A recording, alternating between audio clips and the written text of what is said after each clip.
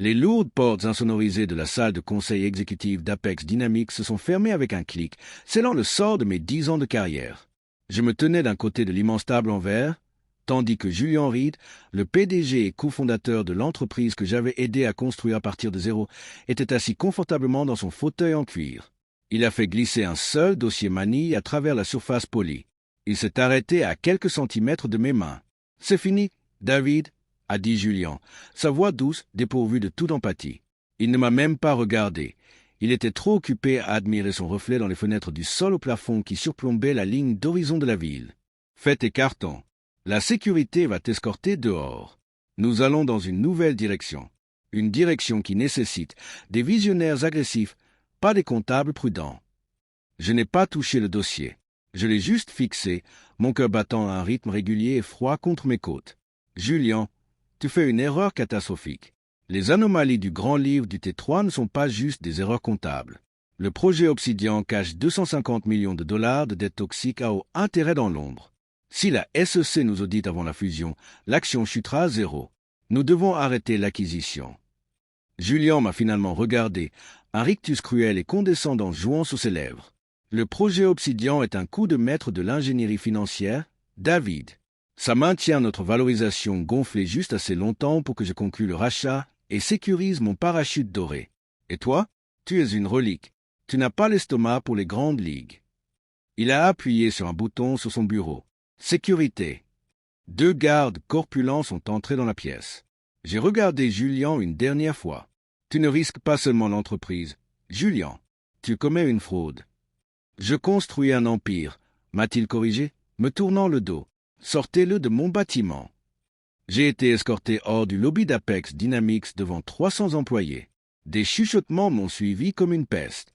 J'avais été le directeur des opérations. J'avais construit leur chaîne d'approvisionnement mondiale. Je les avais sauvés de la faillite à 2 reprises. Et Julian venait de me jeter au loup pour protéger son secret. Pendant les 2 premières semaines, j'ai été paralysé par un mélange toxique de chagrin et de rage. J'ai trop bu. J'ai regardé mes économies diminuer.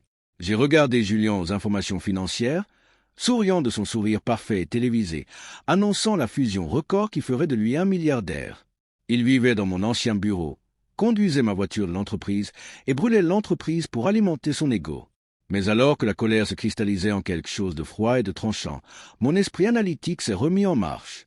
Je ne suis pas juste un comptable. Avant Apex, j'ai passé 8 ans en tant qu'analyste de dette en détresse pour une grande firme de Wall Street.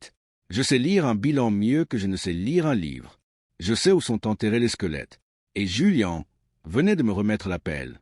J'ai arrêté de boire. J'ai aménagé une salle de guerre dans mon garage. J'ai tiré tous les dépôts publics de la SEC, toutes les entrées de base de données de privilèges commerciaux et tous les grands livres de prêts interbancaires liés à Apex Dynamics. J'ai contourné les rapports standards et je suis allé directement dans les registres bancaires de l'ombre. Je cherchais les créanciers détenant le projet Obsidian. À 3h14 du matin à mardi, je les ai trouvés. Les 250 millions de dollars de dettes toxiques n'étaient pas détenus par une seule banque. Ils étaient syndiqués parmi un groupe de prêteurs offshore nerveux aux îles Caïmans, structurés à travers un réseau complexe de sociétés écrans pour les cacher des auditeurs. La dette était due dans 45 jours. Le taux d'intérêt était un brutal 18%. Apex Dynamics n'avait pas le flux de trésorerie pour la couvrir. S'il faisait défaut, les créanciers pouvaient saisir les actifs de base de l'entreprise et forcer une faillite immédiate. Le prêteur principal, un fonds institutionnel massif, avait des sueurs froides. Ils savaient qu'Apex était un navire qui coulait. Ils essayaient tranquillement de refiler la dette sur le marché secondaire à des prix de vente forcés. Ils demandaient 7 cents par dollar. 17 millions et demi de dollars pour 250 millions de dollars de dette. J'ai souri. Le reflet des écrans lumineux dans mon garage sombre ressemblait à de l'or. Je n'avais pas 17,5 millions de dollars, mais j'avais 400 000 dollars d'indemnité de licenciement et j'avais mon carnet d'adresses de Wall Street. J'ai appelé Marcus Vance, un gestionnaire de fonds de capital investissement impitoyable que je connaissais de mon ancienne vie. J'ai exposé toute la structure du projet Obsidian, les taux de défaut cachés et le désastre réglementaire imminent.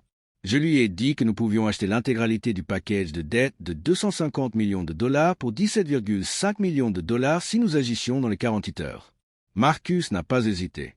Il a viré 17,1 millions de dollars. J'ai mis mes 400 000 dollars. Nous avons formé une LLC aveugle, Vance David Holdings, et avons soumis une offre en cash à la société Écran des îles Caïmans. Parce que le prêteur principal était terrifié par l'audit à venir, ils ont accepté notre offre sans vérification diligente. Ils pensaient se débarrasser d'un passif. Ils ne réalisaient pas qu'ils nous remettaient une arme. Du jour au lendemain, j'ai cessé d'être David Chen, le COO viré. Je suis devenu le créancier principal d'Apex Dynamics. Je possédais 250 millions de dollars de leurs dettes. Et selon les engagements stricts des contrats de prêt que je venais d'acheter, si l'entreprise ne restructurait pas la dette dans les 30 jours, le créancier avait le droit de saisir les actifs physiques de l'entreprise, de remplacer le conseil d'administration et de nommer un nouveau PDG. Je n'ai pas agi immédiatement. La patience est l'arme la plus puissante en finance. J'ai attendu 2 mois. J'ai laissé Julian Reed penser qu'il avait gagné. Je l'ai laissé organiser une somptueuse fête de lancement pour la nouvelle fusion. Je l'ai laissé donner des interviews arrogantes à Forbes sur son leadership visionnaire. Je l'ai laissé creuser sa tombe plus profondément. Ensuite, le matin de l'assemblée annuelle des actionnaires, je suis retourné à Apex Dynamics. Je ne portais pas mon vieux sweat à capuche usée. Je portais un costume gris anthracite sur mesure, une chemise blanche impeccable et une cravate en soie. J'ai marché devant la réceptionniste, devant les gardes de sécurité et directement dans le grand auditorium où Julian présentait les bénéfices trimestriels records à une salle pleine d'investisseurs d'élite. Il m'a repéré depuis la scène. Son sourire a vacillé une fraction de seconde avant qu'il ne récupère son rictus arrogant.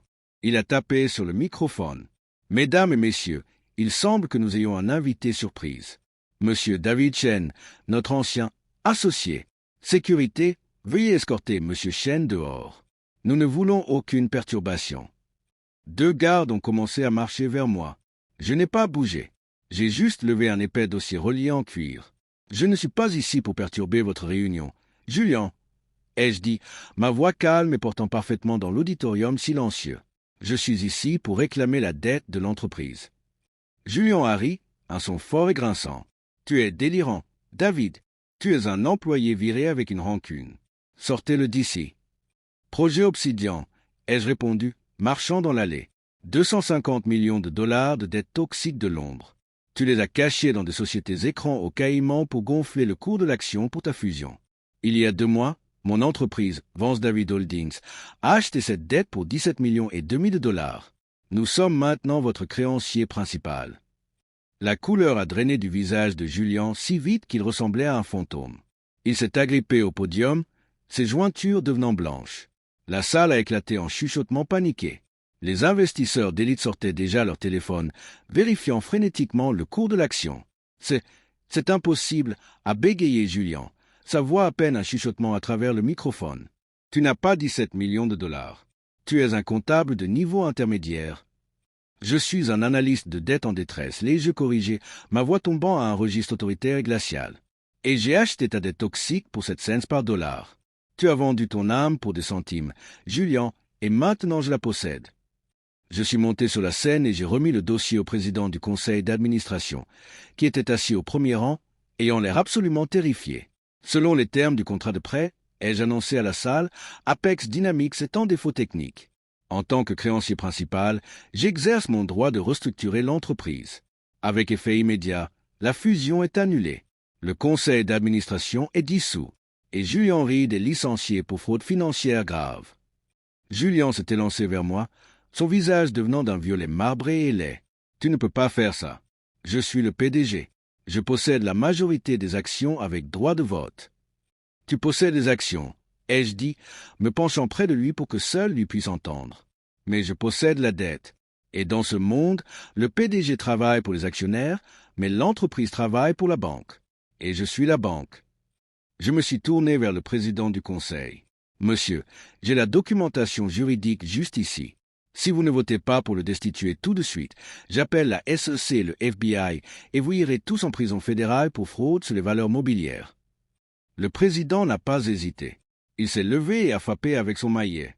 Motion pour destituer Julian Reed en tant que PDG et nommer David Chen comme nouveau directeur général. Tous ceux qui sont en faveur? La salle a voté à l'unanimité. Julian m'a fixé, ses yeux écarquillés d'une réalisation terrifiante et vide.